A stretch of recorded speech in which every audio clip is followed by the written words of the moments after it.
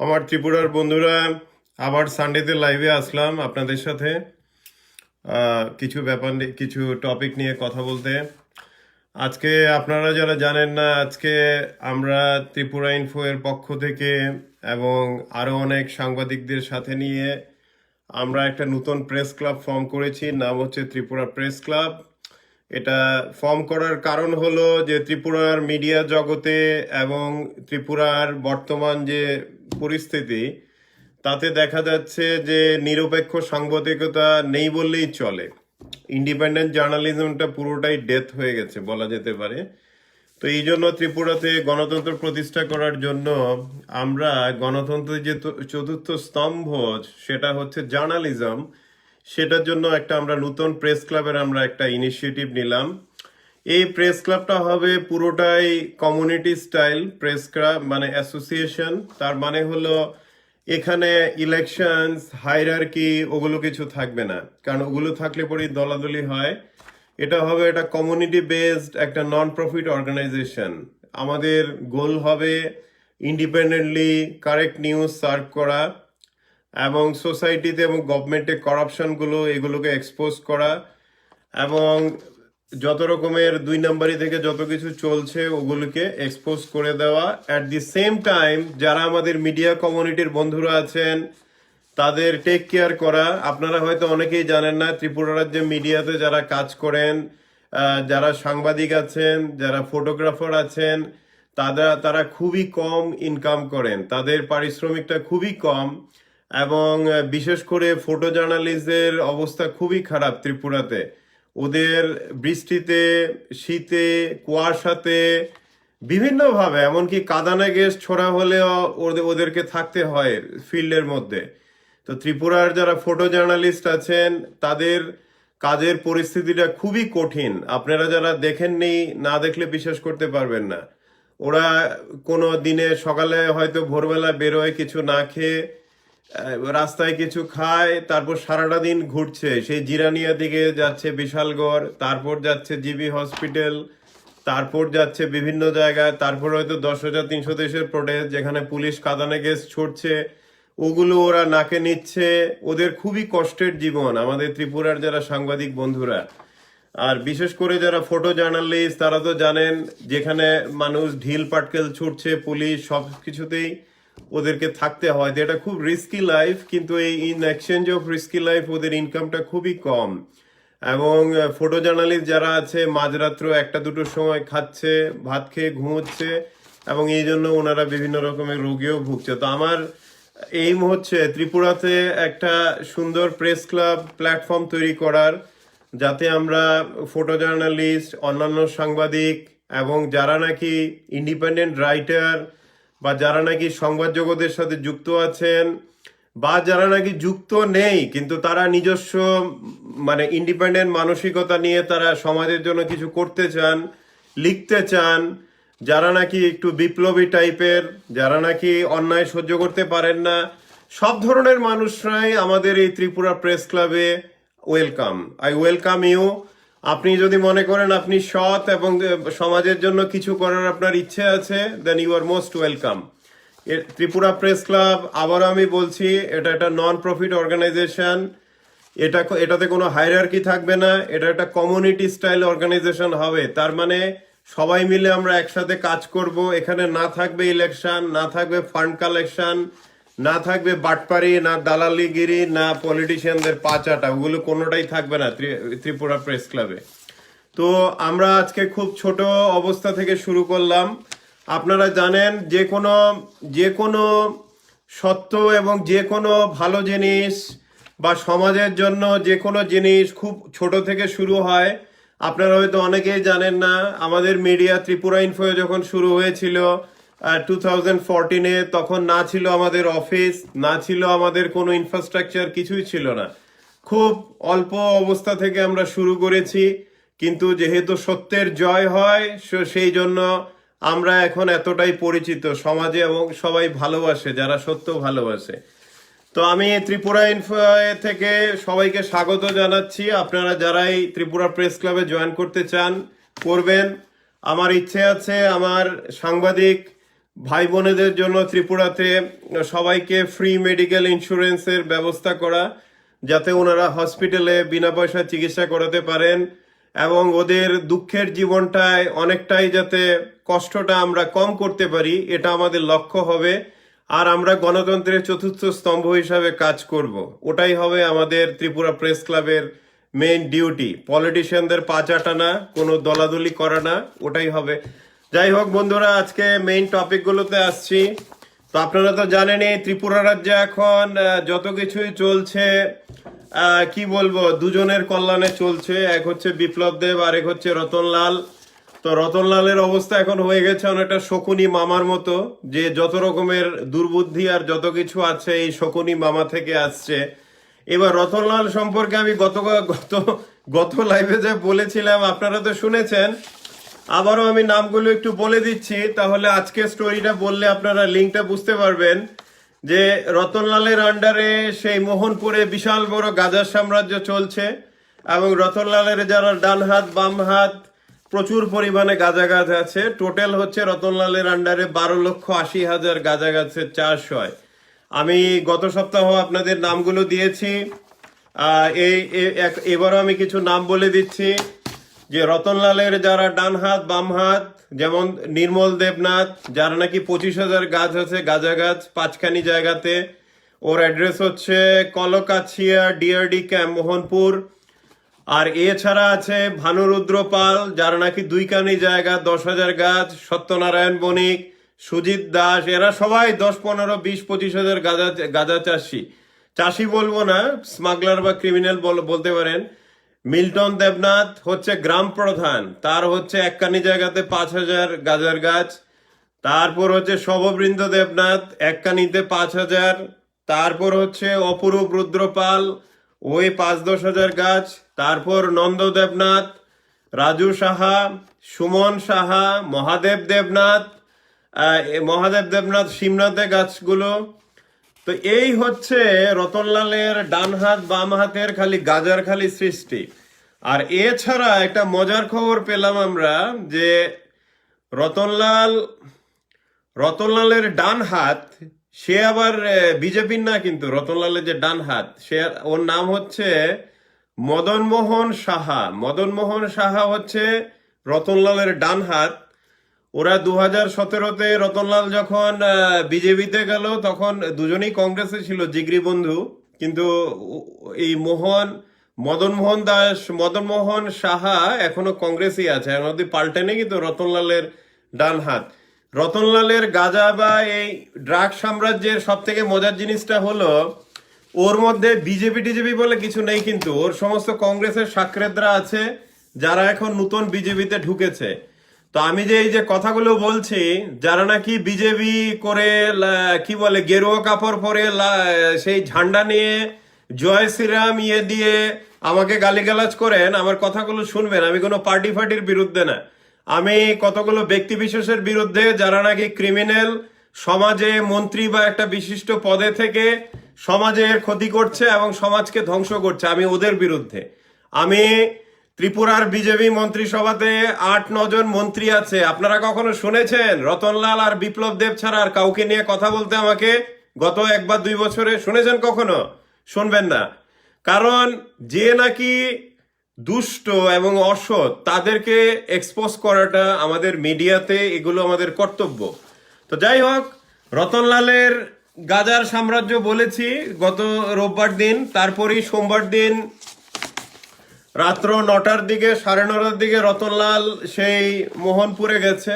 মোহনপুরে গিয়ে সেই ওর সাকরেদদের নিয়ে 15-16 জনকে নিয়ে সে মিটিং করেছে। ওখানে অনেক চিৎকার চেঁচামেচি করেছে যে কি করে এসব স্পেসিফিক ইনফরমেশন লিক হয়ে গেল এবং কি করে। এবং এই না শুধু, এই যে সিদাই মোহনপুর পিএস এর যে ওসি আছে বিজয় সেন, তারপর হচ্ছে আউটপোস্টের অফিসার ইনচার্জ প্রীতিময় চাকমা, তারপর হচ্ছে আপনাদের অভিজিৎ রায় হচ্ছে রাজু, ডাকনাম হচ্ছে রাজু। এ হচ্ছে রতনলালের গাজার সমস্ত কিছু দেখাশোনা করে।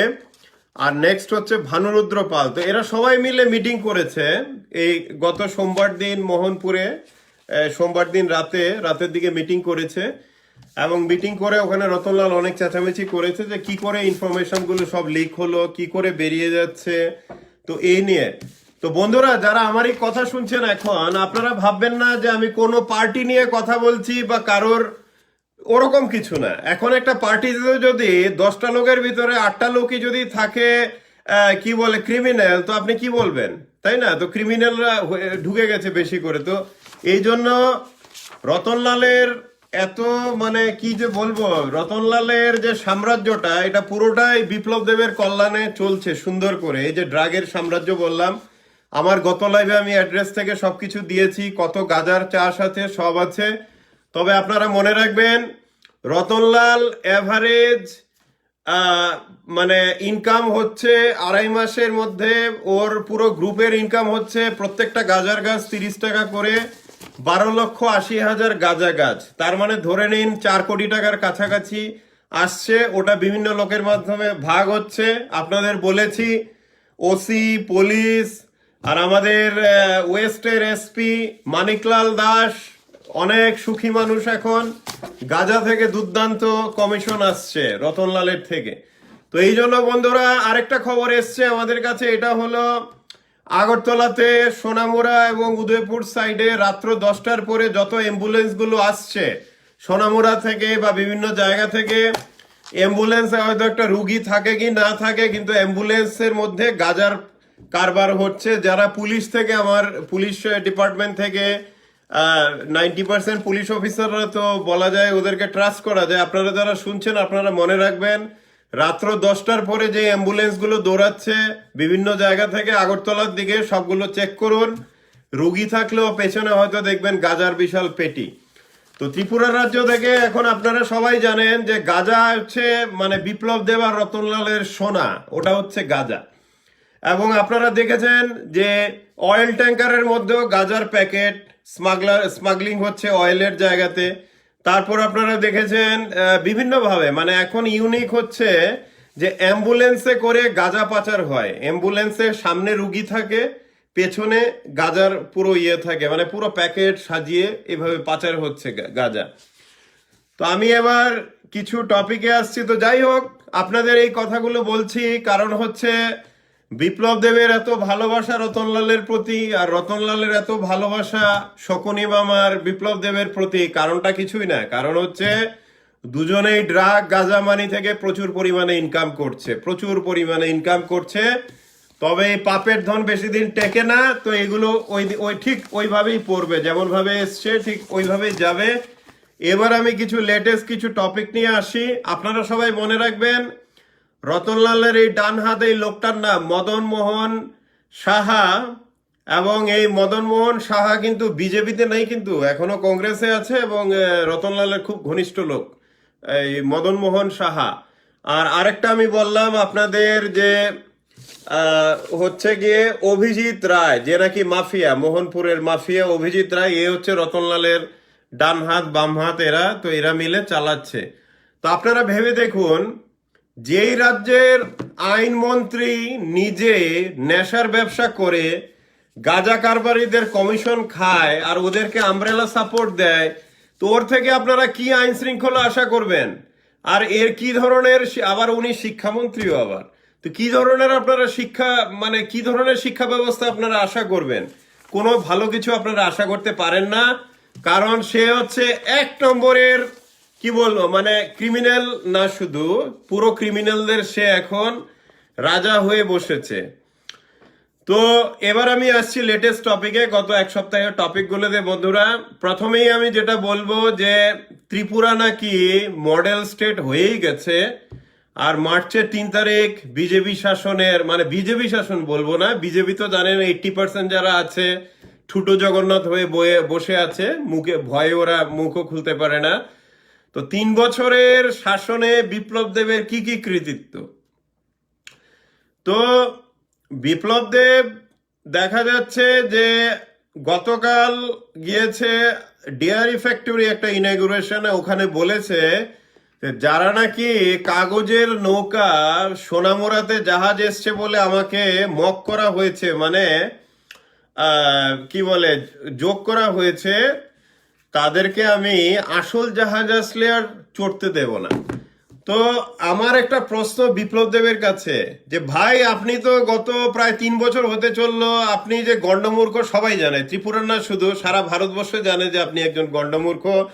আপনাকে কে শিখিয়েছে জানি না, কিন্তু আপনি যদি বিশ্বাস করেন যে মহাভারতের যুগে ইন্টারনেট ছিল এবং সঞ্জয় হয়তো আইপ্যাড বা সেই 4G 3G লাগিয়ে ধৃতরাষ্ট্রকে দেখিয়েছে কুরুক্ষেত্রের যুদ্ধ, তো এইরকম গন্ডমূর্খ দিন ব্যাপারী গাঁজা খাওয়া, মানে কি যে বলবো, এরকম যদি লুচ্ছা ব্রেন নিয়ে মুখ্যমন্ত্রীর পদে কেউ বসে তাহলে উল্টোপাল্টা কথা বলবে তো কি না বলবে। যেখানে ত্রিপুরার নদীগুলো জাহাজ চলা তো দূরের কথা, বড় নৌকা অব্দি চলতে পারে না, কারণ মাস 6 বা 7 মতো জলই থাকে না বললেই চলে। তো সেখানে সে সোনামুড়াতে জাহাজ এনে এসব গল্প করছে। তো আমার সিরিয়াসলি মনে হয় যে বিপ্লব দেব আর রতনলালের মানসিক চিকিৎসাটা করানো খুব দরকার। কারণ আমি নিজেও টক শো করে কথা বলে ওদেরকে নিয়ে মুখ ব্যথা হয়ে গেছে। আপনারাও যারা ত্রিপুরাবাসী আছেন, আপনাদেরও একই অবস্থা, যে এই দুই গন্ডমূর্খ পাগলের কথাবার্তাতে কোনো কিছুই মানে নেই আর কি। তো তারপর হচ্ছে যে স্কুলস, আচ্ছা রতনলাল গতকাল বলেছে, আবার রতনলাল কিন্তু প্রত্যেকদিন মানে কি বলবো, এই নিয়ে মুখ্যমন্ত্রী হওয়ারও স্বপ্ন আছে রতনলালের, ওর নিজের ছেলের বড় হসপিটাল একটা আগরতলায় একটা কলকাতার গড়ারও স্বপ্ন আছে। রতনলালের স্বপ্নগুলো খুব বড় বড়, বিশাল স্বপ্ন। গাঁজা থেকে প্রত্যেক 2-2.5 মাসে গাঁজা যখন হারভেস্টিং হবে, বড় হয়ে কাটা হবে, তখন 4 কোটি টাকার মতো কমিশন, ওটা থেকে ভাগ বটরা করে অ্যাটলিস্ট 2 কোটি তো থাকবে ওর পকেটে। তো চিন্তা করুন রতনলালের স্বপ্নগুলো কত বড়। ওর ছেলের কলকাতায় হসপিটাল বানাবে, আগরতলায় বানাবে। হ্যাঁ, তো রতনলালের এবার কথা শুনুন। গতকাল প্রেস কনফারেন্সে বলেছে স্কুল শাটডাউন মার্জিং আর ডিউ টু টিচার্স ক্রাইসিস। তার মানে স্কুলগুলো যে বন্ধ হচ্ছে ত্রিপুরায়, বা অনেকগুলো স্কুল এখন বন্ধ হতে চলেছে, এবং কয়েকটা স্কুল একসাথে ক্লাব করে স্কুল বানানো হয়েছে। আগে গ্রামে গঞ্জে এডিসি এরিয়াতে যেখানে ছোট বাচ্চারা যেত, স্কুলে যেত 1 কিলোমিটার হেঁটে, এখন রতনলাল বিপ্লব দেবের কারণে ওদের যেতে হচ্ছে 6 বা 7 বা 10 কিলোমিটার। তো এটা হয়েছে কারণ ত্রিপুরাতে নাকি টিচারদের ক্রাইসিস চলছে। এটা হচ্ছে রতনলালের গতকালের বক্তব্য। তো আপনারা জানেন যে এই দুটো মিথ্যাবাদী যখনই মুখ খোলে। তো আমার প্রশ্ন রতনলালের প্রতি, যে আপনি কি করেছেন 3 বছর ধরে? আপনি কি ঘন্টা বাজিয়েছেন? আপনি গাজার ব্যাপারে, গাজা পাচার না, এগুলো থেকে না, মানে কি বলবো, এসব ছাড়া, ত্রিপুরাতে ড্রাগ ছড়িয়ে দেওয়া ছাড়া থেকে কি করেছেন? কিছুই করেননি। তারপর হচ্ছে 10,300 দেশ ভাই বোনেদের উদ্দেশ্যে আমার মেসেজ হবে, এটা গুরুত্বপূর্ণ মেসেজ, আপনারা মনে রাখুন। আপনারা হাইকোর্টে গিয়েছেন আন্দোলন করতে, ভালো, হাইকোর্টকে ফলো করুন, কিন্তু আপনাদের যেই কথাটা আমি বলতে চাই যে বন্ধুরা, আমরা বিপ্লবীর জাত, আমরা মৃত্যুকে ভয় পাই না। আমরা গণতান্ত্রিকভাবে আন্দোলন করতে গেলে কেউ আমাদের এভাবে পুলিশ দিয়ে, এভাবে ছোট বাচ্চা থেকে শুরু করে মায়েদের বোনেদের এইভাবে লাঠি দিয়ে মার, নিরীহ মানুষদের এরকম বর্বরতা, বিপ্লব দেবের মতো এরকম পাষণ্ড বর্বর ত্রিপুরার পলিটিক্সে কখনো আসেনি, এবং আমার মনে হয় না কখনো ও যখন ধ্বংস হবে তারপর মনে হয় না আর কেউ আসবে ত্রিপুরাতে এরকম। ত্রিপুরার ইতিহাসেও এরকম পাষণ্ড বর্বর আর কাপুরুষ ত্রিপুরা আগে কখনো দেখেনি, হয়তো কখনো দেখবে না। যে নাকি হাজার হাজার পুলিশ, প্যারামিলিটারি লাগিয়ে ছোট বাচ্চা থেকে শুরু করে নিরীহ মহিলা টিচার, তারপর পুরুষদের ওদের এইভাবে লাঠিচার্জ করেছে, 500-600 লোককে আহত করেছে। ওদের দোষ কি ছিল? ওরা গণতান্ত্রিকভাবে সিটি সেন্টারের সামনে আন্দোলন করছিল। আর এই মুখ্যমন্ত্রী যে নাকি অক্টোবরের 3 তারিখ সেক্রেটারিয়েটে 10,300 দেশের প্রতিনিধিদের ডেকে নিজে প্রতিশ্রুতি দিয়েছে যে 2 মাসের মধ্যে আমি আপনাদের 10,300 দেশের আপনাদের সমস্যার আমি সমাধান করব। সেই মুখ্যমন্ত্রীকে 10,300 দেশের টিচাররা ওরা দেখা করতে চেয়েছিলেন যে কি হলো আপনার এই প্রতিশ্রুতির, কি হলো কি। তো বিপ্লব দেব কি করলো? এতটাই ভয় পেয়ে গেল যে পুলিশ প্যারামিলিটারি লাগিয়ে আর এই যে গাজার এবং এই ঘুষখোর এই যে এসপি ওএস মানিক দাস, সে অর্ডার দিল পুলিশকে যে লাঠিচার্জ করতে নিরীহ 10,300 দেশের টিচারদের উপর। তারপর আপনারা অনেকেই রক্তাক্ত, অনেকেই হসপিটালে ছিলেন, ও হসপিটালও আপনাদের শান্তি নেই, ওখানে অর্ডার দেওয়া হয়েছে আপনাদের চিকিৎসা না করার। তো এইভাবে বর্বর পাষণ্ড মানসিকতা নিয়ে কেউ যদি মুখ্যমন্ত্রীর পদে বসে, তাহলে ত্রিপুরা রাজ্যের অধঃপতন হবে না তো কি হবে? ত্রিপুরা রাজ্যটা যাচ্ছে কোথায়? কেউ মুখ খুললেই অ্যাটাক। আরে যেই লোক, যেই কাপুরুষ নাকি 10,300 দেশের মতো নিরীহ শিক্ষকদের একটা দাবি দেওয়া নিয়ে কথা বলতে ভয় পায়, সে কোথাকার সে পুরুষ, সে কোথাকার সে মুখ্যমন্ত্রী? সে একটা কাপুরুষ, একটা পাষণ্ড। সে এইভাবে নিরীহ মানুষের উপরে সে এইভাবে ফোর্স অ্যাপ্লাই করে। আপনারা মনে রাখবেন, পলিটিক্সে যারাই নাকি, যেসব রুলার, মিনিস্টার হোক যাই হোক, যখনই নাকি ফোর্স ইউজ করে, তার মানে প্যারামিলিটারি হোক, পুলিশ হোক, এটা হচ্ছে প্রচন্ড দুর্বলতার লক্ষণ। এটার মানে হলো সে ভয়ে কাঁপছে ভেতরে। এবার আমি একজন পুলিশ অফিসারের কথা বলি যে নাকি বিপ্লব দেবের সাথে থাকে। বিপ্লব দেব আপনারা জানেন কদিন আগে আমবাসাতে গিয়েছে, প্রায় 40-45টা গাড়ির কনভয় নিয়ে গেছে, এবং বিপ্লব দেব এতটাই ভীতু, সে তার সিকিউরিটিকে বলেছে, কারণ আমার কাছে ইনফরমেশন এসছে ওর খুব কাছের সিকিউরিটি পুলিশ অফিসার থেকে, যে ভাই এমন ব্যবস্থা করো যাতে আমাকে কেউ কালো পতাকা না দেখাতে পারে আগরতলাতে এবং আগরতলার বাইরে। তো এটা হচ্ছে বিপ্লব দেবের ইনস্ট্রাকশন ওর পুলিশ অফিসারদের কাছে। তো আপনারা যারা আমবাসাতে দেখেছেন বা আগরতলা থেকে দেখেছেন, বিপ্লব দেবের যে এই যে 40-45টা গাড়ির কনভয়, তার মধ্যে অ্যাম্বুলেন্সও আছে। তো আপনারা একটা জিনিস ভাবুন, একটা মানুষ কতটুকু দুর্বল এবং কাপুরুষ হলে যে ডাক্তার, অ্যাম্বুলেন্স, এত গাড়ি ঘোড়া, 30-40টা সিকিউরিটি 500-600 নিয়ে আগরতলা থেকে আমবাসা যাচ্ছে। তো আপনারা ভাবুন যে কতটুকু সে কাপুরুষ। সে তো এমনিতেই হেলিকপ্টার চলে, যখন গাড়িতে চলে তখন তার সিকিউরিটি লাগে, কয়েকশো লাগে। কারণ বিপ্লব দেব এতটাই কাপুরুষ যে ত্রিপুরা রাজ্যে সিকিউরিটি ছাড়া ঘোরার ওর কোনো দম নেই। ও বাড়ি থেকে সিকিউরিটি ছাড়া কোথাও সে যেতে পারবে না।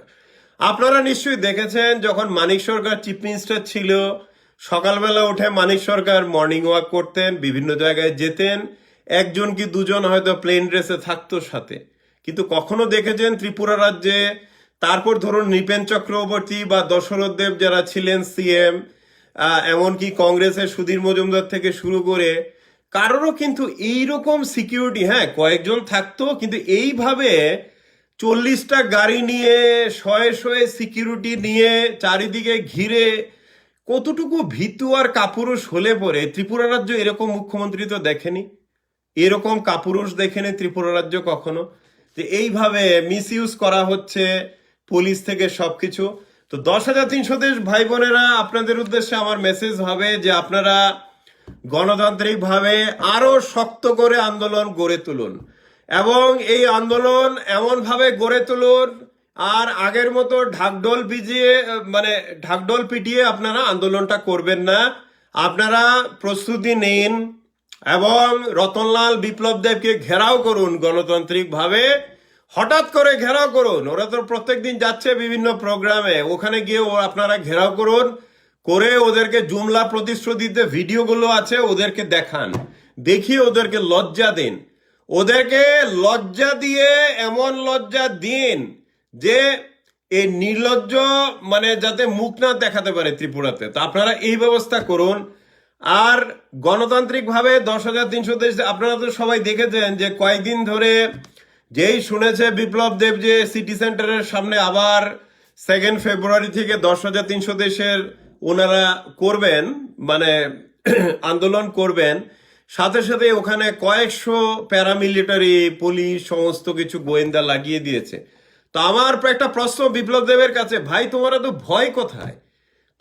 তুমি থাকো একটা বাংলোতে, হাজার হাজার সিকিউরিটি, গণতান্ত্রিকভাবে কিছু মানুষ আন্দোলন করছে, তাতে তোমার এত ভয় কেন? কারণ একটা না একটা দিন তোমাকে ওরা ঘিরে ধরবে। তুমি ত্রিপুরা থেকে দিল্লি যেতে পারো, দিল্লি তো আর বেশি দূরে না।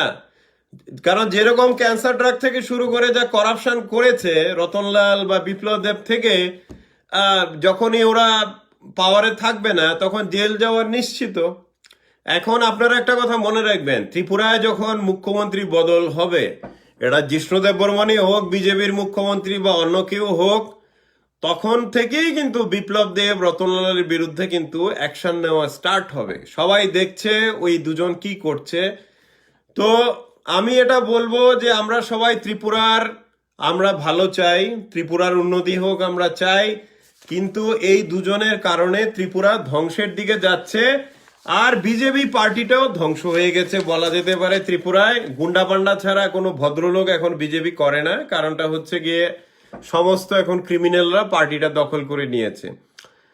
তারপর আমি আসছি 10,300 দেশের ভাই বোনেরা, আমি এটাই বলবো যে আপনারা আরো জোরদার আন্দোলন গড়ে তুলুন। আপনারা দেখুন অলরেডি আপনাদের 85-86 জনের মৃত্যু হয়েছে। আপনারা এভাবে বাড়ি ঘরে কষ্ট পেয়ে ডিপ্রেশনে, ফ্রাস্ট্রেশনে, বিভিন্ন রোগে মানসিকভাবে আপনাদের মৃত্যু না হয়ে আপনারা লড়াই করে যুদ্ধ করুন, আপনারা লড়াই করুন এবং আপনারা বীরের মতো ময়দানে নামুন। কারণ এরা এরা এরা বেশি দিন এমনিতেও ক্ষমতায় থাকবে না। আর এদের এই স্বৈরাচারী যে বিহেভিয়ার, আমাকে অনেকেই প্রশ্ন করে যে স্যার বা দাদা যে 10,300 দেশ কে নিয়ে আপনি যে এত কথা বলেন কেন? কারণটা হচ্ছে 10,300 দেশকে হাইকোর্ট সুপ্রিম কোর্ট ক্যান্সেল করেছে, ওদের জব ওটা মুখ্য না। মুখ্য হচ্ছে বিজেপি পার্টি বা বিপ্লব দেব রতনলালরা ভীষণ ডকুমেন্টে যে প্রতিশ্রুতি দিয়েছে, সেই যে জুমলা প্রতিশ্রুতি ত্রিপুরা রাজ্যে বন্ধুরা, যেটা নাকি ভীষণ ডকুমেন্টে লেখা আছে বিজেপির, এটা হচ্ছে প্রত্যেক যুবক যুবতীদের ফ্রি স্মার্টফোন দেওয়া হবে, রেগার 340 টাকা মজুরি ন্যূনতম, বৃদ্ধ ভাতা 2,000 দেওয়া হবে, মিস কলে চাকরি দেওয়া হবে। একটা মিস কল করবেন আপনাকে চাকরি দেওয়া হবে, লক্ষ লক্ষ চাকরি। তো এই যে মিথ্যা প্রতিশ্রুতি, জুমলা প্রতিশ্রুতি দিয়ে ত্রিপুরা রাজ্যের মানুষকে বোকা বানানো হয়েছে, সেই যে বোকার সেই যে চরম প্রতারণা এবং যে চিটিং, সেটার বিরুদ্ধে 10,323রা গর্জে উঠেছেন। এই জন্য ত্রিপুরা রাজ্যের আপামর জনসাধারণ 10,300 দেশের সাথে আছেন। 10,300 দেশ এখন খালি ওনাদের চাকরির জন্য একটা আন্দোলন না, 10,300 দেশ এখন হচ্ছে ত্রিপুরা রাজ্যে গণতন্ত্র বিরোধী বিপ্লব দেবের এই যে ফেসিস্ট পাষণ্ড রাজত্বের বিরুদ্ধে, মিথ্যাবাদী একটা স্বৈরাচারীর বিরুদ্ধে আপামর জনগণের আওয়াজ, ওটা 10,300 দেশের মধ্যে দিয়ে আসছে। তো এই জন্য 10,300 দেশের আন্দোলন আমার আপনার সবার আন্দোলন। কারণ যারা জুমলা প্রতিশ্রুতি দিয়ে প্রতারণা করে ত্রিপুরাতে এসছে, ওদের ওদের যাতে সমস্ত মুখোশ থেকে শুরু করে সমস্ত কিছু খোলা যায়, এটাই হচ্ছে আমাদের উদ্দেশ্য। তো বন্ধুরা, তারপর যে টপিকগুলোতে আসছি, কত টপিক, মানে এত যে বলা যায় না। আপনারা জানেন পেট্রোলের দাম 90 টাকা, আরো যাচ্ছে। সবাই রাম নাম জপতে থাকুন, পেট্রোলের দাম দিতে থাকুন 100 টাকা 200 টাকা করে। তারপর দেখলাম যে অটো ড্রাইভাররা প্রোটেস্ট করেছে, নাগেরজোলা থেকে অটো স্ট্যান্ড সরাবে। তো যাই হোক, এরকম অনেক টপিক আছে। তারপর বিপ্লব দেব রতনলালের সব থেকে যে বড় পাপ করেছে গত 3 বছরে, এই পাপটা হচ্ছে ত্রিপুরার প্রায় 40-45 হাজার বৃদ্ধ বৃদ্ধারা, যারা আমাদের ঠাকুমা ঠাকুরদার মতো বয়সী, 90 বা 100 বছর বয়সী, ওদের বৃদ্ধ ভাতাটাই ক্যান্সেল করে দিয়েছে, সোশ্যাল পেনশন। তো ওই পাপেই, মানুষের পাপেই বিপ্লব দেব রতনলালের গতি হবে ত্রিপুরা রাজ্যে, এটা ত্রিপুরাবাসী দেখবেন আপনারা। এবং প্রচুর মৃত্যু হচ্ছে যারা নাকি বৃদ্ধ বৃদ্ধারা সারা ত্রিপুরাতে, বিশেষ করে শীতের সময় যারা ওরা একটু সোশ্যাল পেনশন পেতেন, ওই পেনশনের টাকা দিয়ে চলতেন, ওইটা এখন নেই। তো যাই হোক, পাপের পর পাপ চলছে। তারপর আমি পত্রিকাতে দেখলাম, আমার কাছে মেসেজ এসছে যে টিএসআর ত্রিপুরা স্টেট রাইফেলসে অনেকে বেতন পাচ্ছেন না। তো যাই হোক, অনেক গভর্নমেন্ট ডিপার্টমেন্টই এটা চলছে। কি বলবো, চারিদিকে নৈরাজ্য চলছে এখন। বিপ্লব দেব রতনলালের মেন উদ্দেশ্যই হচ্ছে ত্রিপুরাটাকে ড্রাগস গাঁজাতে চারিদিকে ভরিয়ে দেওয়া। কোনো চাকরি বাকরি না, কেউ চাকরি পেতে গেলে এমনকি ওরা ট্রান্সফার পেতে গেলে কি করছে, আপনি যদি কোনো, আপনাকে ট্রান্সফার করবে প্রথমে, তারপর ট্রান্সফারটা আবার রিভার্স করার জন্য আপনি রতনলাল এদের কাছে যাবেন, আপনাকে 1 লক্ষ টাকা দিতে হবে, তারপর আপনার ট্রান্সফারটা আবার রিভার্ট করে আগের পুরনো জায়গাতে। তো এই ধরনের ব্যবসা নোংরামি সব চলছে। চাকরি বাকরিতে কোনো রিক্রুটমেন্ট হচ্ছে না, হবেও না ওদের দ্বারা, এবং প্রচুর টাকা পয়সার খেলা চলছে। তারপর জিবি হসপিটাল জানেন, বিপ্লব দেব আবার ত্রিপুরার মুখ্যমন্ত্রী না, শুধু হেলথ মিনিস্টারও, যে জিবিতে এক্সরে মেশিন গুলো কাজ করছে না, বিভিন্ন মেশিন অকেজ, মানে একদম নৈরাজ্য।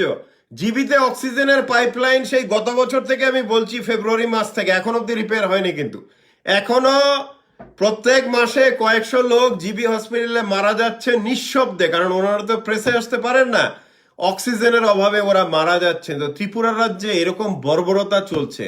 আপনারা এডিসি এরিয়াতে গিয়ে দেখুন, টিপরাসা ভাই বোনেরা, ওদের খাবার জল নেই। আবার বিপ্লব দেব বড় বড় করে বলছে, বড় কথা বলছে যে খাবারের জলের। তো চারিদিকে এরকম নৈরাজ্য, রোগ শোক চারিদিকে, মানে মৃত্যু চলছে। তার মধ্যে কেউ আন্দোলনও করতে পারবে না, আন্দোলন করলে পুলিশ, টিএসআর, প্যারামিলিটারি দিয়ে মাথা ফাটিয়ে দেবে। তো এত বড় বর্বর পাষণ্ড হচ্ছে ও। তারপর দেখুন, 10,300 দেশের আপনারা যারাই আছেন, আন্দোলনটা চালিয়ে যান। তারপর হচ্ছে গিয়ে আরো অনেকগুলো টপিক আছে, আমি কতগুলো টপিক বলবো, মানে টপিকের তো শেষ নেই। খালি আমি যেই কথাটা বলতে চাই ত্রিপুরার জনগণের কাছে, যে এমনকি যারা বিজেপি থেকে আমার কথা শুনছেন, আপনাদের ওটাও বলতে চাই যে বিপ্লব দেব, রতনলাল যতদিন বিজেপি পার্টির মধ্যে, বিজেপি পার্টিটা কন্ট্রোল করবে না, ক্ষমতায় থাকবে, আপনাদের বিজেপি পার্টিও ধ্বংস, আপনাদের গভর্নমেন্টও ধ্বংস। হ্যাঁ বন্ধুরা, একটা প্রশ্ন হচ্ছে, আচ্ছা আরেকটা টপিক আমি বলি। আপনারা তো জানেন যে বেঙ্গল ইলেকশনের এখন ক্যাম্পেইন চলছে, এবং বেঙ্গল ইলেকশনের ক্যাম্পেইনে আপনারা দেখেছেন যে আমাদের ত্রিপুরার এক্স সিএম মানিক সরকার থেকে শুরু করে বেঙ্গলের এখন সিএম মমতা ব্যানার্জি, সবাই 10,300 দেশকে কিভাবে প্রতারণা করা হয়েছে, এবং কিভাবে পাষণ্ডের মতো নিষ্ঠুর ভাবে ওদেরকে 400-500 জনের মাথা ফাটানো হয়েছে, এটা কিন্তু পুরো এখন বেঙ্গল এবং ন্যাশনাল মিডিয়াতে এটা যাচ্ছে। তো এটা তারপর হচ্ছে গিয়ে, হ্যাঁ তারপর যে আমি টপিকটাতে আসছি, এটা হচ্ছে যে no recruitment of doctors and nurses. তো এখন অবধি 500 ডক্টর আনএমপ্লয়েড আছেন, যাদের এমপ্লয়মেন্ট করা যায় কিন্তু করছে না। নার্স আমি কত বলবো, মানে টপিকের শেষ নেই, 30-40টার মতো টপিক। তো যাই হোক, বিপ্লব দেব, রতনলাল ব্যস্ত আছে এদের সাম্রাজ্য নিয়ে, ওদের সেই সেই ধন যেটা ওরা এখন অর্জন করছে, যেটা নাকি কয়েক বছর পরে কোর্ট কাছারিতে চারিদিকে আবার খরচা হবে, তারপর ভিখারি হয়ে ঘুরবে। তো এই হবে এদের পরিস্থিতি। তো বন্ধুরা, একটা কথাতে আসছি, যেটা আমাকে অনেকে জিজ্ঞেস করেছেন যে বিপ্লব দেবকে কি পাল্টানো হবে না হবে না, ত্রিপুরাতে বিজেপিতে কি হতে যাচ্ছে। তবে আমি এতটুকু খবর পেয়েছি যে ত্রিপুরার মন্ত্রিসভাতে রদবদল হতে চলেছে, এবং বিপ্লব দেবের ডানা কাটা হতে চলেছে, এতটুকু অবধি আমি খবর পেয়েছি। আবার জানেন ভাই বন্ধুরা, যে এটা হচ্ছে জুমলা পার্টি। জুমলা পার্টি মানে হলো, আপনি সকালে ভেবেছেন যে চিড়ে মুড়ি কিনে আনবেন, মাঝপথে হয়তো কি বলে হঠাৎ ইচ্ছে হলো, কেউ কোথা থেকে টাকা এসে বললো, আপনি এবার মদের বোতল নিয়ে খেলেন সারাদিন। তো এদের কোনো ঠিক নেই, ওরা কখন কি করে কোনো কিছু ঠিক নেই, কোনো প্ল্যানিং নেই, কিছু নেই। তো এরকম আর কি, আপনারা দেখতেই পাচ্ছেন যে বিজেপি পার্টির কি অবস্থা। এক গর্ধবকে বসিয়ে রেখেছে মুখ্যমন্ত্রীর পদে, এবং পার্টিটা ধ্বংস হয়ে গেল। তো আপনারা দেখতে পাচ্ছেন এই পার্টি কি করে কাজ করে। তা আমি যতটুকু খবর পেয়েছি যে ত্রিপুরা বিজেপিতে রদবদল হতে চলেছে, আগামী 2 সপ্তাহের মধ্যেই এটা হতে চলেছে, এবং বিপ্লব দেবের ডানাও ছাটা হবে। তার এর বেশি আমি এখন অব্দি আমার কাছে ইনফরমেশন নেই। তবে এতটুকু আপনাদের বলতে পারি, বিপ্লব দেব, রতনলাল যেভাবে অপারেট করছে, তাদের political career this is first and last. আর ত্রিপুরার মানুষ ওদেরকে কোনো কালই ভোট দেবে না। আর তারপর হচ্ছে ত্রিপুরাতে এখন যে নৈরাজ্য চলছে, চারিদিকে ড্রাগ থেকে শুরু করে সমস্ত কিছু, তো এই জিনিসগুলো কিন্তু আপনাদের সবাই মিলে কিন্তু মানে জেগে জেগে উঠতে হবে। আমি আরেকটা টপিক বলছি, তারপরে আমি লাইভটা শেষ করব। এটা হচ্ছে, হ্যাঁ, এটা হচ্ছে ত্রিপুরাতে যে এই যে ড্রাগ এন্ড তারপর রতনলাল আবার বলেছে কদিন আগে যে টিআরবিটি কে ও রিকোয়েস্ট করবে যে টেট এক্সাম আগামী মাসে নাও। তো যাই হোক, এগুলো তো আপনারা দেখছেন ভিডিও ইয়েতে, আমার মুখ থেকে শুনে তো লাভ নেই, কারণ বাটপারি করবে, ওর রক্তে বাটপারি। আপনারা দেখবেন এত বড় বাটপারি তো করতেই থাকবে। তারপর হচ্ছে, আচ্ছা, তারপর, হ্যাঁ, তারপর কত টপিক, চরিলাম স্কুলে ওয়াটার ক্রাইসিস, তার 10,300 দেশের এই অবস্থা, তারপর বেকার বাড়ছে চারিদিকে। হ্যাঁ, তা এই এই এই হচ্ছে গিয়ে ব্যাপার। তো ত্রিপুরাতে টপিকের তো অভাব নেই। তো বন্ধুরা, যারাই আমার কাছে আসছেন বিভিন্ন প্রশ্ন নিয়ে, যারা নাকি বেকার, আপনারা যুবক যুবতী ভাই বোনেরা, আপনাদের আমি বলবো যে আপনারা জোরদার আন্দোলন গড়ে তুলুন, ভয় পাবেন না। আমাদের আমাদের জন্ম একবার হয়, মৃত্যু একবারই হয়। আমরা প্রত্যেক দিন মরি না, আমরা বীরেরা যুদ্ধ করি আমরা, তারপর যা হবে দেখা যাবে। তো এবার বন্ধুরা আমি যেটাতে আসছি, যে ওভারঅল ইন্ডিয়ান ইকোনমি যেটা আপনারা দেখছেন, এটা দিনকে দিন খারাপ অবস্থার দিকে যাচ্ছে। দেখতে পাচ্ছেন যে দিল্লির চারিদিকে কি করে ফার্মার্স প্রোটেস্ট, তারপরে আপনারা সেলিব্রিটিদের থেকেও বর্বরতা দেখতে পাচ্ছেন। আমেরিকার একজন সেলিব্রিটি রিহানা, যে নাকি ওয়ার্ল্ড ফেমাস সিঙ্গার, সে ফার্মারদের প্রোটেস্টে একটা ছোট্ট একটা টুইট দিয়েছিল সাপোর্টে, তাতে পুরো বলিউডের সবাই নেমে গেছে প্রোটেস্ট করতে নেমে গেছে। তারপর তো আমরা ভারতবাসীরা আমরা কোন দিকে যাচ্ছি? আমরা ত্রিপুরা তো ছেড়েই দিলাম, আমরা কোন দিকে যাচ্ছি এখন? আমরা কিন্তু 21st সেঞ্চুরিতে নেই, এখন 19th সেঞ্চুরিতে চলে গেছি। আমাদের টলারেন্স নেই, ডেমোক্রেটিক ভ্যালু নেই, ডেমোক্রেসি নেই, কিছুই নেই। তো ত্রিপুরা রাজ্যে আমি বলবো, আপনারা যারাই এখন ভয়ে কথা বলতে পারছেন না, বা যারা বিরোধী দলের আপনাদের উপর অ্যাটাক আসছে, আপনারা পাল্টাতে যান এবং খুবই ইউনাইটেড হয়ে, মানে একত্র হয়ে আপনারা এদের বিরুদ্ধে যুদ্ধটা করুন। কারণ ত্রিপুরাতে দেখুন, গণতন্ত্রের যুদ্ধ, আমরা মিডিয়াতে আছি, আপনারা যারা ফিল্ডে আছেন, আমাদের সবাই একসাথে কাজ করতে হবে যাতে ত্রিপুরাতে আবার গণতন্ত্র ফিরে আসে।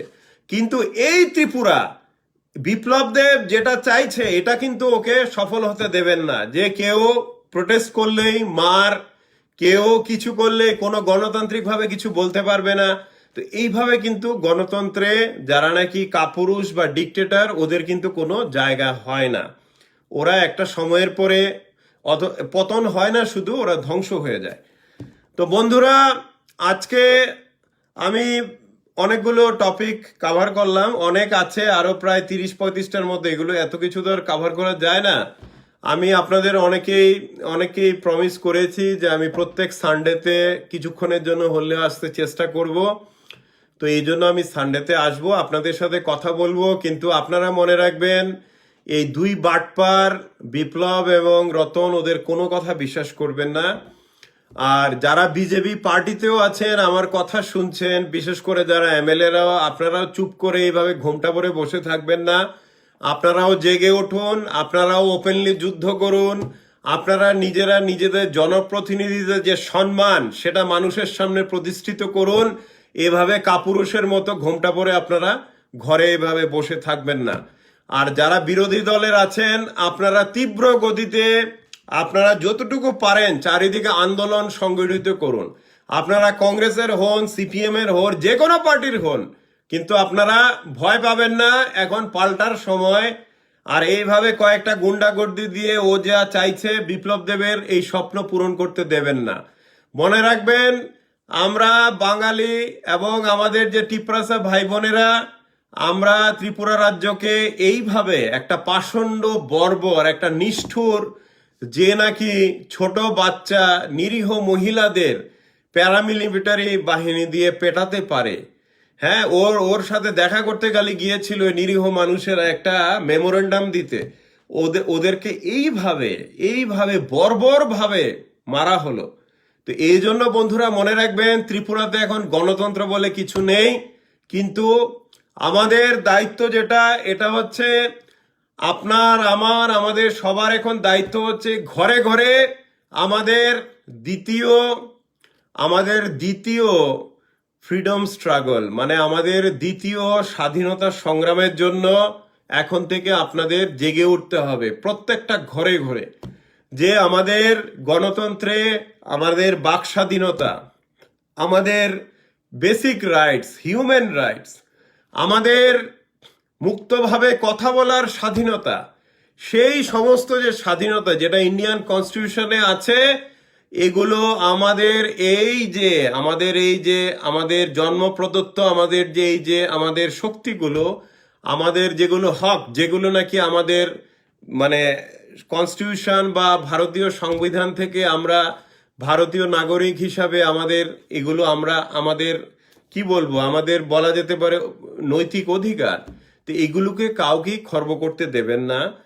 এখন যারা গুন্ডামি করছে, পান্ডামি করছে, এরা টেম্পোরারি, এরা বেশি দিন থাকবে না, এরা এমনিতেই কালের নিয়মে শেষ হয়ে যাবে। কিন্তু ত্রিপুরায় আপনারা গণতন্ত্র প্রতিষ্ঠা করতে সবাই মিলে আমরা কাজ করতে হবে, এবং এখানে ভয় পেলে চলবে না। আমরা সবাই মিলে যদি ঘরে ঘরে যদি জেগে উঠি, আমরা যদি দেখুন আমাদের ভারতের স্বাধীনতা সংগ্রামীরা যা শিখিয়েছেন সেইভাবেই আমাদের জেগে উঠতে হবে। এবং এটা এখন আমাদের ত্রিপুরাতে দরকার দ্বিতীয় স্বাধীনতা সংগ্রাম, সেকেন্ড ফ্রিডম স্ট্রাগল। ওই জন্য আমাদের বলিদানও দিতে হবে, আমাদের যুদ্ধ করতে হবে, আমাদের অনেক শক্ত থাকতে হবে, এবং আমরা সত্যের পথে থেকে যুদ্ধ করব আমরা, যাতে ত্রিপুরাকে এই যে একটা শনি বা এই যে একটা পাষণ্ড থেকে আমরা ত্রিপুরাকে মুক্তি দিতে পারি। এটা এই জেনারেশনের আমাদের সবার দায়িত্ব, এবং আমরা ওই পথেই গণতন্ত্রকে রক্ষা করার পথে আমরা আমাদের যুদ্ধ চালিয়ে যাব। তো বন্ধুরা, আপনারা সবাই ভালো থাকবেন, আবার আগামী সানডেতে দেখা হবে। গুড বাই, জয় হিন্দ।